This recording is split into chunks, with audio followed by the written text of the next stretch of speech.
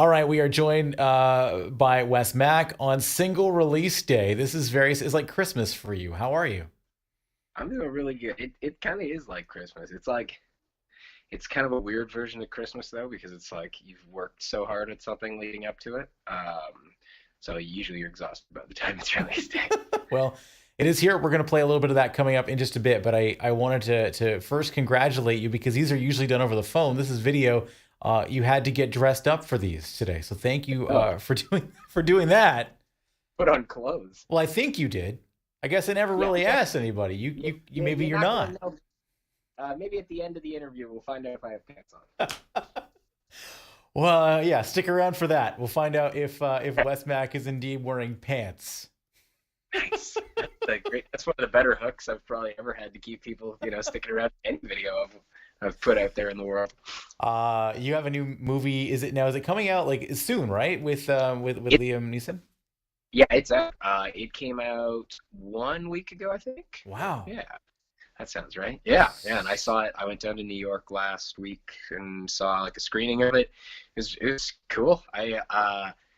It's much more of a comedy than I think most people would ever expect it to be. It's a very dark comedy, but like you just find yourself laughing at so many spots in it where you're like, I should not be laughing at this, but it's hilarious. It has to be a little bit dark because I'm assuming that your Facebook photo came from the movie.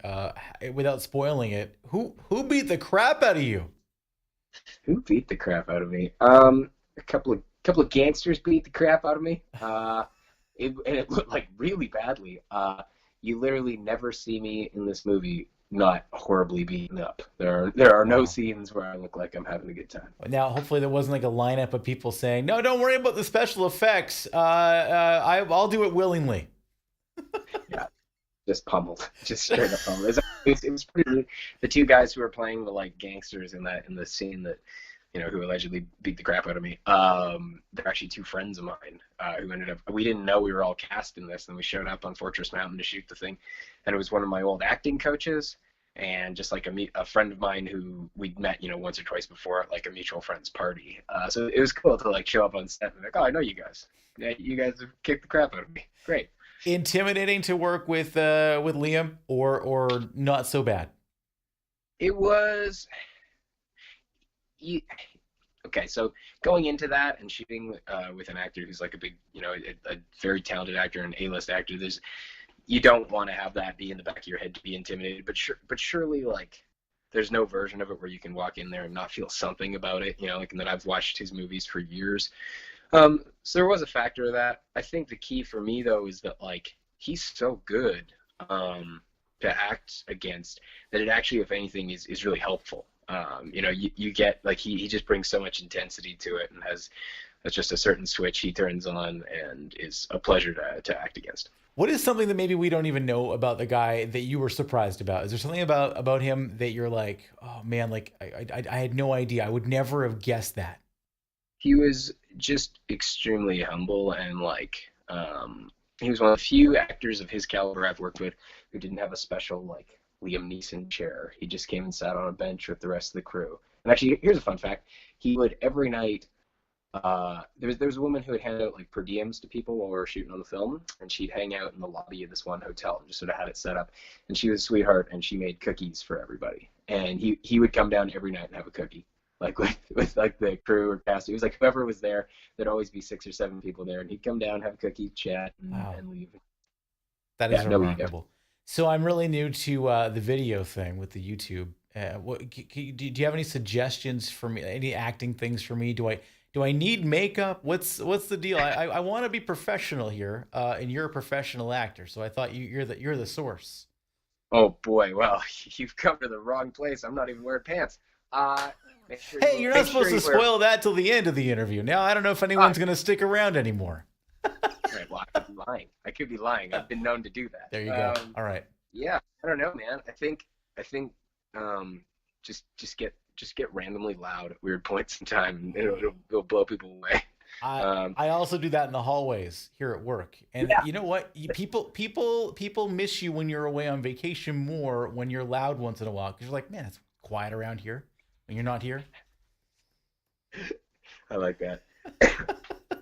Okay, so was looking at your previous songs, and you've been doing this since 2013. Was that your first? Did I get that right? Your first ever entry into the Canadian radio landscape? Yeah, yeah, to radio for sure. I mean, like I'd been putting out songs that were going nowhere near radio for many years before that.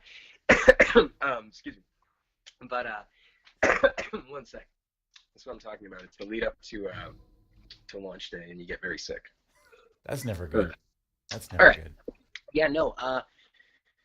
2015 was indeed the first time. Yeah, when I put out Duet, that was the first time I had. I always will laugh and be like, "Oh, I was just very unsuccessful before then." That was the first time I some had some commercial success, and it's been a fun ride. It's been a great ride for you. You're working with Sons of Daughters on this, and Yeah. now how did that come about?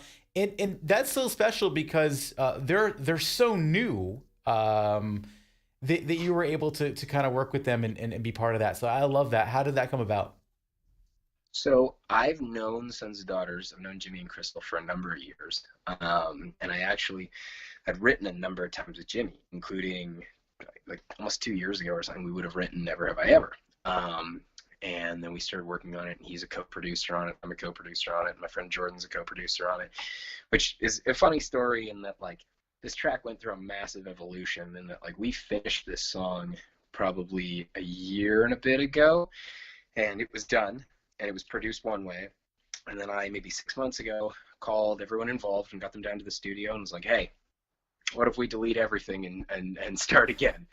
To which there was initially like laughs and people like, you're kidding because we just finished this. And I was like, no, I'm dead serious. I wanted to take it in a direction that was where it's finally landed now. That's like far more organic and feels more like real humans playing instruments and doesn't feel so polished. I really wanted to push it in like that kind of organic-y, Eric Churchy kind of direction. And so Jimmy came along for the ride on all of this. And I'm glad again that he and my guitarist and producers on this, everybody was willing to come along for the ride. And as we got closer to this, the final version of it, everyone was like, "Oh yeah, this is pretty cool." And then I, somewhere along the line, was like, I'd like to have a feature artist on this. And Jimmy had already sang a bunch of vocals on it, like a bunch of BG vocals. And I was like, well, I love Crystal's voice, like tremendously. I've heard her sing for years. But I just gave them a call and was like, hey, like you guys are already almost on this track. Like Jimmy's already on it. Why don't we get Crystal to sing the girl part on it? And I think that to me like took the song to another level. So Awesome. it was one of those features. We came about it very very naturally and very honestly here, and that it didn't like wasn't me cold calling some people I'd never met before. It was like no, we've been working on this song for a couple of years together gradually, and so I'm really really happy to have them on the song as the feature. Okay, I think we might have a little bit of that. So Wes Mack's brand new single. Here's a little bit of a sneak peek of it. All Sneak right, peek. sneak listen, I guess. Sneak. Listen, I don't know. I like that. That's kind of good. It's kind of good. Uh, it's loading. Apparently, we're still on dial up here. So Oh, we'll. okay.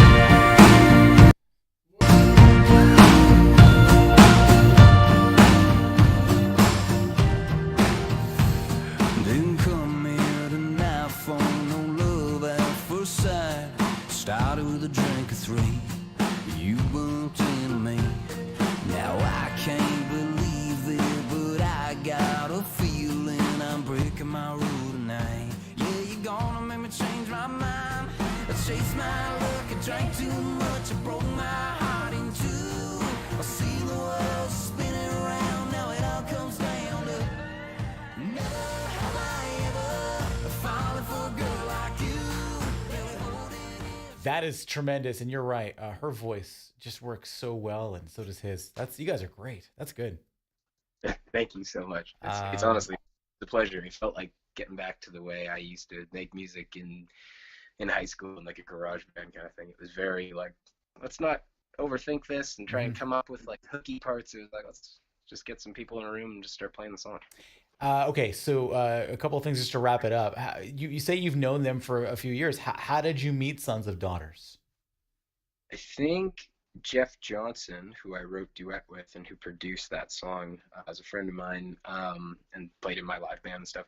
He worked with them years ago, and I think that's how I originally met them. It's one of those. There were some of those people that I don't really remember the like first time I met them. It was just like a bunch of times over time till we realized we liked each other. Jamie Warren was telling me yesterday here that basically you should be as friends with everybody that you can be, and you never know who you're going to need in your friend circle. And that's a good example of that, where you could write a song with them and you could put a song out a couple of years after you became friends. Totally, totally, and it's I love that kind of thing where it's like you get to know people through weird unknown connections or somewhere along the lines, and here we are years later putting a song together. I That's love awesome. That's awesome. We're gonna wrap this up with the burning question that everybody has: Are you in fact wearing pants for the interview? that. Sweatpants on. There you go. Sweatpants. Love the Yeah. sweatpants. Hey, it's single release day. Thanks for taking a little time. We'll do this again real soon, and I'm gonna go check out your movie as you get beat up by some gangster types. All right. Enjoy. If you don't like what I'm up to in the music world, you can just watch me get my ass kicked in a movie, and you can take out some of that anger there without having to even lift a finger. Enjoy it, man. Thanks, buddy. Thanks for doing this. Have a good day. My pleasure. Bye.